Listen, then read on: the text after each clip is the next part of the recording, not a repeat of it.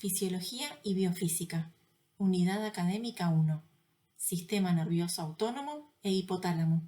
Segunda parte, el Sistema Nervioso Autónomo. El sistema nervioso somático es responsable de ponernos en relación con el ambiente. Nuestra capacidad de actuar sobre el ambiente y sociabilizar depende del control del músculo esquelético por las motoneuronas alfa. Casi todas nuestras vivencias subjetivas tienen que ver con la experiencia sensoriomotriz y las memorias que hemos generado en base a ellas. Solo ocasionalmente, los fenómenos que ocurren en el medio interno llegan a nuestra conciencia, por ejemplo, el dolor de vísceras huecas cuando se distienden. La actividad del sistema nervioso autónomo, orientada hacia el medio interno, transcurre lejos de nuestra conciencia y voluntad. La existencia de una división entre una vida de los órganos, controlada por los ganglios nerviosos periféricos, y la vida animal, dirigida al entorno y controlada por el cerebro, era reconocida en el año 1800 por un influyente médico francés, Marie-François Villard. Durante el siglo XIX se hicieron algunos descubrimientos fundamentales sobre el sistema nervioso autónomo. Por ejemplo, en Francia, Claude Bernard descubrió que al cortar los nervios simpáticos se dilatan los vasos sanguíneos. Y Brown-Séquard descubrió que al estimular con electricidad el cabo distal del nervio seccionado se produce vasoconstricción. En Alemania, los hermanos Weber descubrieron que la estimulación del nervio vago puede detener al corazón, y otros descubrieron centros en el tronco encefálico que regulan la frecuencia cardíaca y otras funciones viscerales. Fue Langley quien comenzó a utilizar el término sistema nervioso autónomo y quien desarrolló la idea de que posee dos divisiones antagónicas, el simpático y el parasimpático. Es decir, a principios del siglo XX se aceptaba la existencia de una parte del sistema nervioso orientada hacia el medio interno, con dos ramas eferentes que suelen tener efectos opuestos sobre los órganos, que incluyen neuronas ubicadas en la médula espinal, como en el tronco encefálico, y en ganglios periféricos. También comenzaba a reconocerse el rol del hipotálamo en la regulación de la función visceral. Actualmente se conoce con mucha precisión la organización de ambos sistemas eferentes, simpático y parasimpático. Las neuronas simpáticas preganglionares se ubican en la parte lateral de la sustancia gris espinal, entre los niveles torácico 1 y lumbar 3. Sus axones se dirigen a los ganglios paravertebrales, prevertebrales y a la médula adrenal. Allí hacen sinapsis con las neuronas postganglionares y células cromafines adrenales. Las células cromafines liberan adrenalina a la circulación. Las neuronas postganglionares tienen axones largos que alcanzan las vísceras. A comienzos del siglo XX, en el laboratorio de Langley, se descubrió que la adrenalina produce efectos similares a los que induce la estimulación eléctrica de nervios simpáticos. Actualmente, sabemos que las neuronas postganglionares liberan noradrenalina como neurotransmisor. Este gráfico resume los efectos del sistema simpático sobre distintos órganos. Por ejemplo, produce contracción del músculo radial del iris y, por lo tanto, midriasis. Estimula la producción de una secreción salival espesa, como la que nos dificulta hablar durante un examen. Produce sudoración y vasodilatación cutánea, que forman parte de la respuesta de pérdida de calor que analizamos en la primera parte de esta clase. Sin embargo, en la mayor parte de los tejidos, tiene efecto vasoconstrictor que sostiene la presión arterial. También estimula la secreción de renina por el riñón y, por lo tanto, la actividad del sistema renina-angiotensina-aldosterona, que contribuye a aumentar la presión arterial.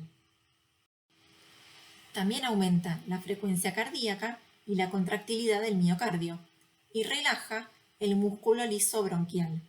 Hacia 1915, el fisiólogo Walter Cannon proponía que el sistema simpático puede activarse de manera generalizada, produciendo una respuesta coordinada de varios órganos que tiene valor adaptativo en situaciones de huida o lucha. Aunque el simpático posee adaptaciones que facilitan la producción de una respuesta generalizada, como la divergencia en las proyecciones eferentes, donde una neurona preganglionar puede inervar a cientos de neuronas postganglionares, y la médula adrenal, que provee una vía para actuar sobre todos los efectores, las respuestas generalizadas del sistema simpático son poco frecuentes. El sistema simpático está activo todo el tiempo, cumpliendo funciones homeostáticas esenciales como sostener la presión arterial. Las neuronas parasimpáticas preganglionares se ubican en la parte lateral de la sustancia gris espinal, entre los niveles sacro 2 y 4, y en algunos núcleos del tronco encefálico. Sus axones largos se dirigen a los ganglios parasimpáticos que se encuentran muy cerca o en la pared de las vísceras. Las neuronas postganglionares, en cambio, tienen axones muy cortos.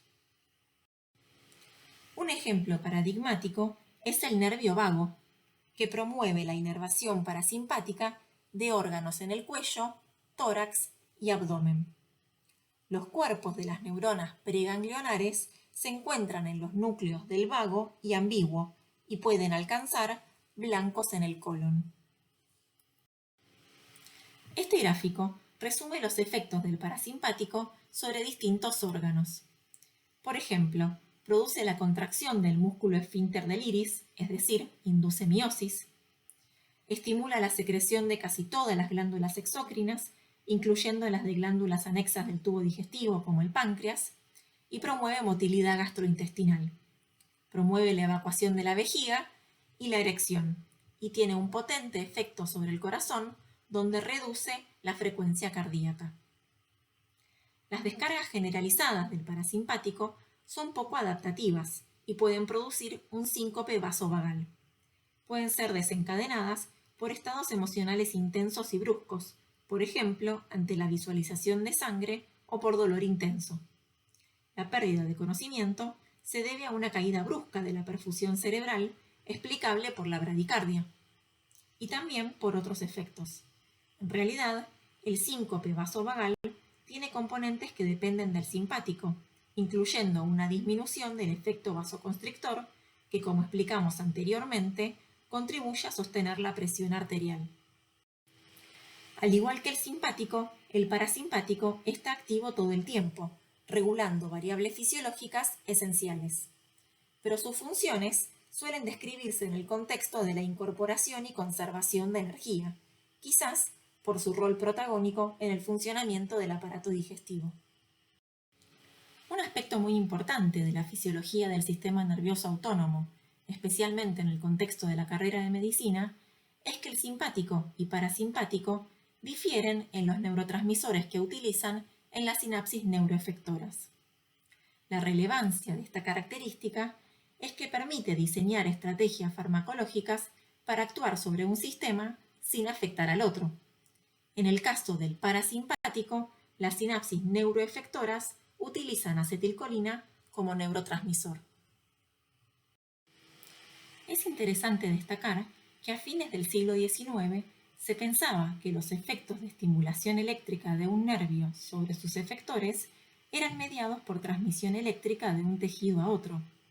Luigi Galvani había observado que al estimular eléctricamente el nervio ciático del sapo, se producían contracciones de los músculos esqueléticos de la pata y se pensaba que esto era causado por transmisión eléctrica directa del nervio al músculo. A principios del siglo XX se descubrió que estos efectos eran mediados por sustancias químicas liberadas por los nervios. En Alemania, Otto Lewy descubrió que el nervio vago liberaba un factor humoral inhibitorio de la frecuencia cardíaca.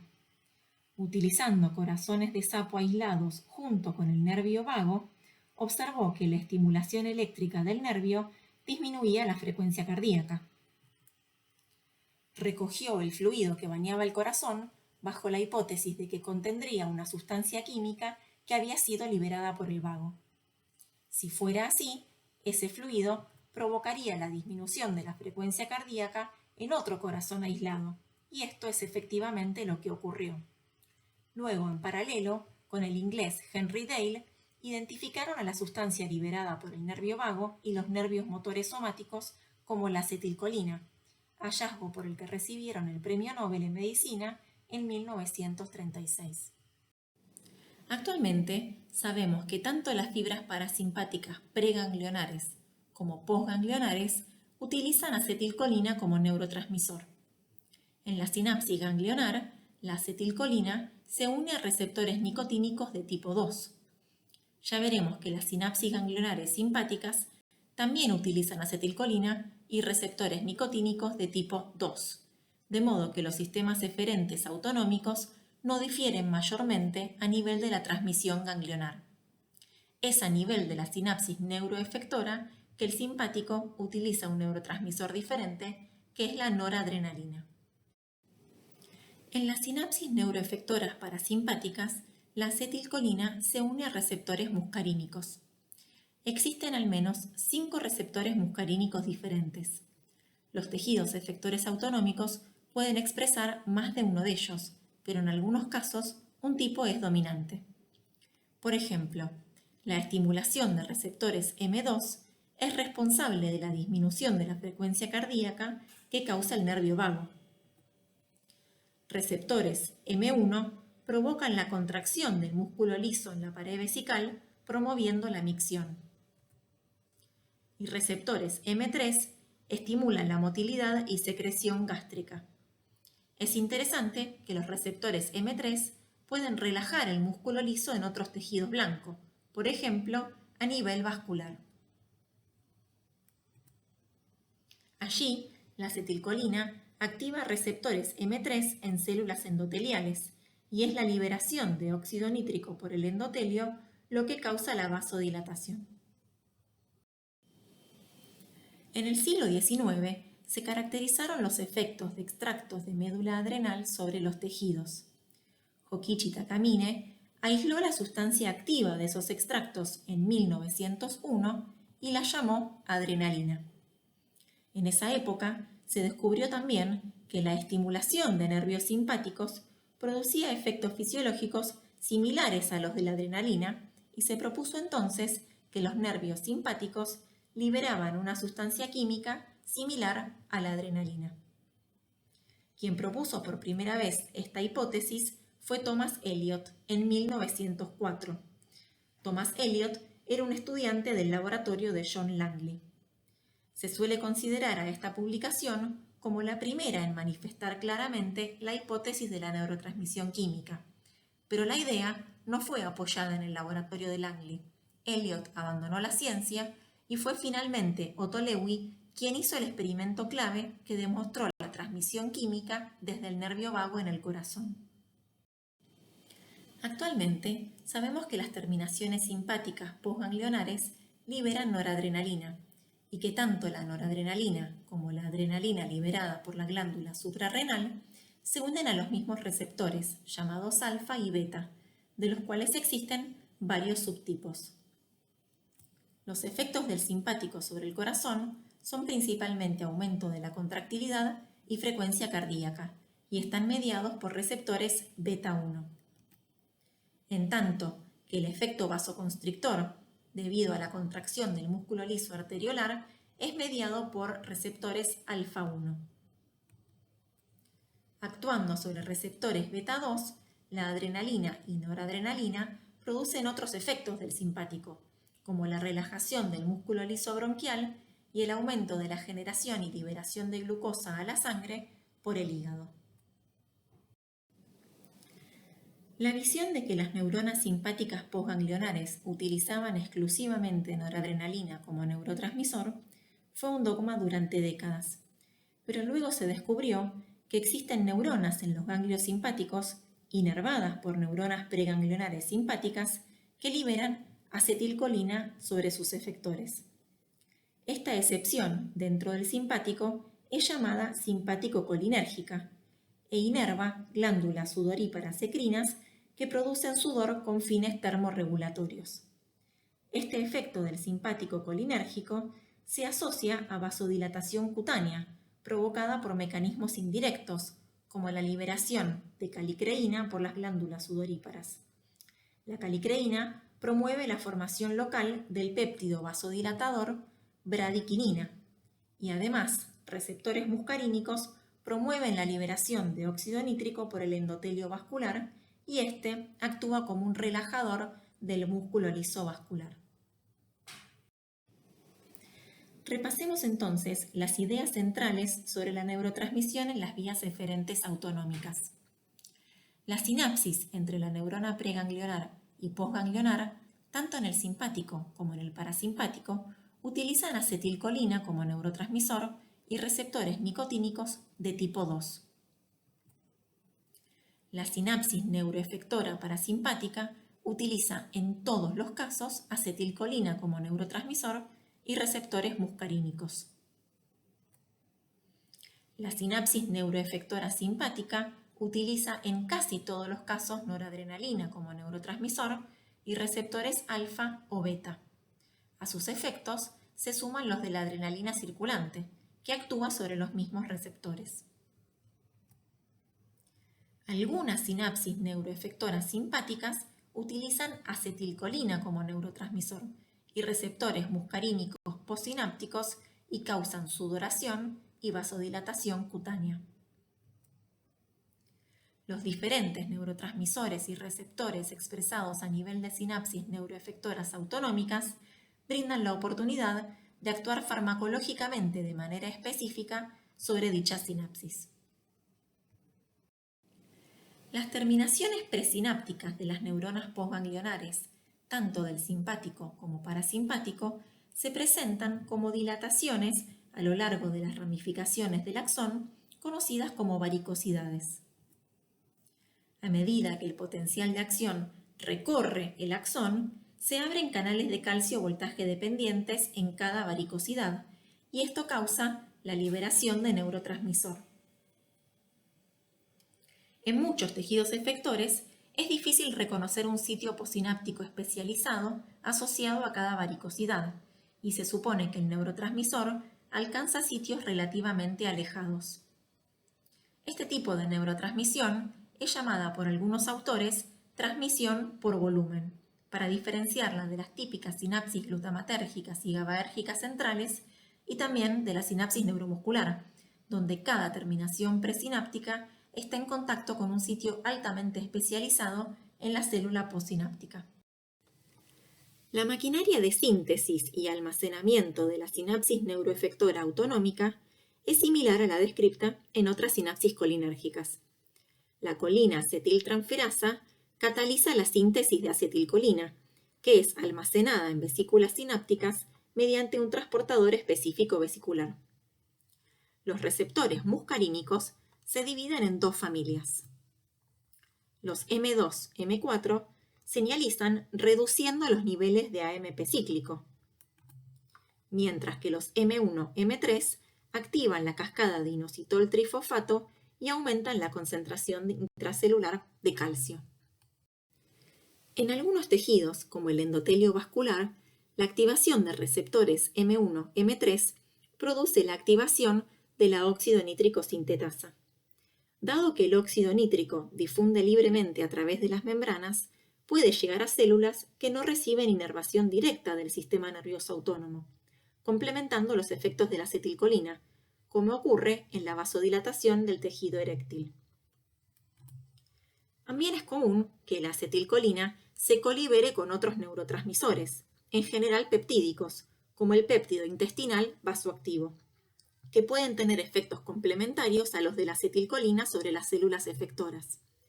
Por ejemplo, a nivel de las glándulas salivales, la acetilcolina actúa sobre las células acinares, aumentando la secreción, y el péptido intestinal vasoactivo coliberado actúa sobre los vasos, produciendo la vasodilatación indispensable para que la secreción aumente. Las sinapsis colinérgicas neuroefectoras poseen otras proteínas que pueden ser blanco de drogas, como la enzima acetilcolinesterasa, que destruye a la acetilcolina en el espacio sináptico. Los inhibidores de esta enzima pueden causar intoxicaciones graves, caracterizadas por efectos excesivos de la acetilcolina en sinapsis periféricas. Los receptores muscarínicos deben su nombre a que son activados por la muscarina, una sustancia extraída del hongo Amanita muscaria. Este hongo posee varias sustancias psicoactivas y fue utilizado por algunas culturas para alterar la conciencia en ceremonias religiosas, pero puede producir intoxicaciones graves. La intoxicación con muscarina u otros agonistas muscarínicos, es decir, drogas que activan al receptor produciendo los efectos de su ligando endógeno, produce efectos parasimpáticos típicos, como la bradicardia, sumados a efectos del simpático colinérgico, como la sudoración y la vasodilatación cutánea. Todos los receptores muscarínicos son bloqueados por la atropina, también un producto natural extraído de la tropa veladona. La intoxicación con atropina y otros antagonistas muscarínicos, es decir, drogas que impiden los efectos del ligando endógeno sobre el receptor, producen disminución de las secreciones exócrinas, incluyendo la sudoración, disminución de la motilidad gastrointestinal, taquicardia, midriasis y parálisis de la acomodación del cristalino, además de efectos sobre el sistema nervioso central. Los efectos de los antagonistas muscarínicos revelan la existencia de un tono parasimpático en muchos órganos. Por ejemplo, la frecuencia que impondría el tono sinusal al corazón en reposo sería cercana a los 100 latidos por minuto, de no existir un tono parasimpático que la mantiene en menos de 80 latidos en la mayor parte de los adultos. Los antagonistas de receptores muscarínicos tienen varios usos terapéuticos. Por ejemplo, la tropicamida se aplica localmente en los ojos para producir midriasis y paralizar el músculo ciliar, responsable de la acomodación, y facilitar de esta forma la observación de la retina. La escopolamina y otros antagonistas se utilizan para disminuir la actividad del músculo liso intestinal y de las vías urinarias cuando se producen cólicos, contracciones espasmódicas dolorosas que se presentan, por ejemplo, en caso de obstrucción. Al igual que en el caso de la sinapsis neuroefectora colinérgica, las noradrenérgicas suelen coliberar péptidos neurotransmisores. Por ejemplo, el neuropéptido I complementa el efecto vasoconstrictor de los receptores alfa-adrenérgicos en las arteriolas. Los receptores alfa-1 utilizan la cascada de inositol trifosfato y elevan el calcio intracelular, provocando la contracción del músculo liso. En cambio, los receptores alfa-2 actúan disminuyendo los niveles de AMP cíclico. Aunque se describan receptores alfa-2 posinápticos en algunos efectores, su función mejor conocida es a nivel de las terminaciones presinápticas, simpáticas e incluso parasimpáticas, donde inhiben la liberación del neurotransmisor. Los receptores beta señalizan todos aumentando la concentración de AMP cíclico. Sin embargo, pueden tener efectos diferentes según el efector en el que se encuentren. Por ejemplo, los receptores beta 1 aumentan la contractilidad del miocardio, mientras que los beta 2 relajan el músculo liso. A nivel de las arteriolas que irrigan el músculo esquelético, la adrenalina liberada por la médula adrenal produce vasodilatación mediada por receptores beta 2. Las sinapsis neuroefectoras noradrenérgicas poseen además otras proteínas que pueden ser blanco de fármacos, como por ejemplo el transportador presináptico de noradrenalina, que extrae al neurotransmisor del espacio sináptico. Por ejemplo, la cocaína y las anfetaminas bloquean este transportador y también el que produce la recaptación de dopamina en sinapsis del sistema nervioso central. En algunas situaciones clínicas se puede observar activación generalizada simpática de efectores autonómicos. Las drogas que bloquean la recaptación presináptica de noradrenalina, como la cocaína, por ejemplo, prolongan la acción de la noradrenalina sobre sus receptores, causando una respuesta simpática excesiva de los mismos. Algo parecido ocurre con los tumores de células cromafines, es decir, de las células adrenales que producen adrenalina. Estos tumores liberan cantidades anormalmente elevadas de adrenalina a la circulación, que se evidencia en una actividad simpática exagerada.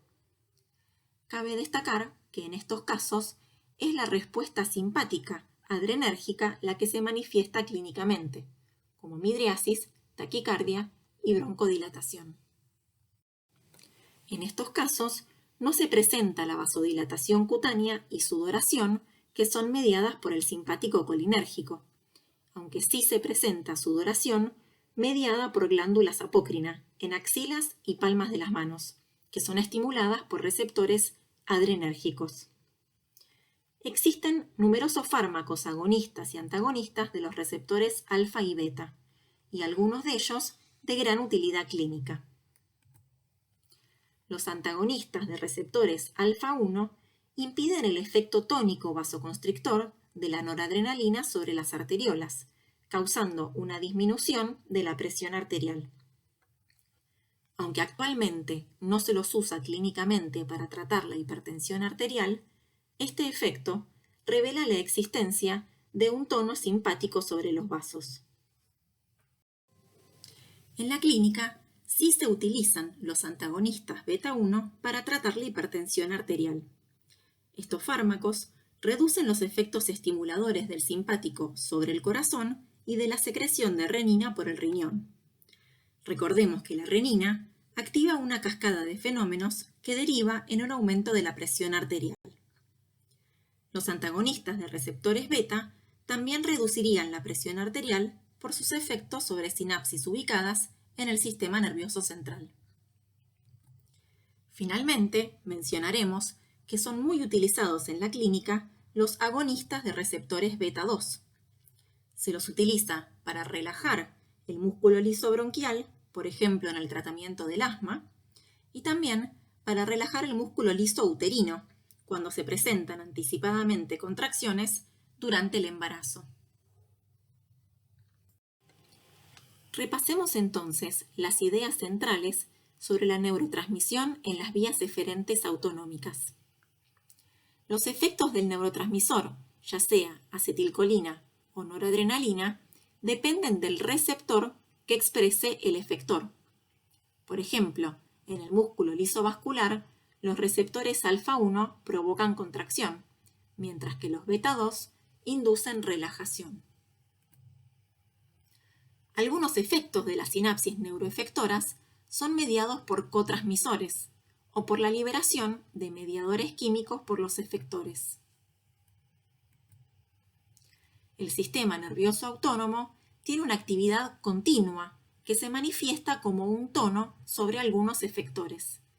Por ejemplo, el vasoconstrictor simpático y el tono vagal sobre el corazón y el tubo digestivo. La existencia de este tono queda en evidencia al administrar fármacos que impiden el efecto del neurotransmisor sobre su receptor. La variedad de receptores existentes en los efectores y la existencia del tono permiten actuar con fármacos de manera bastante selectiva sobre algunas funciones del sistema nervioso autónomo para lograr los efectos terapéuticos deseados.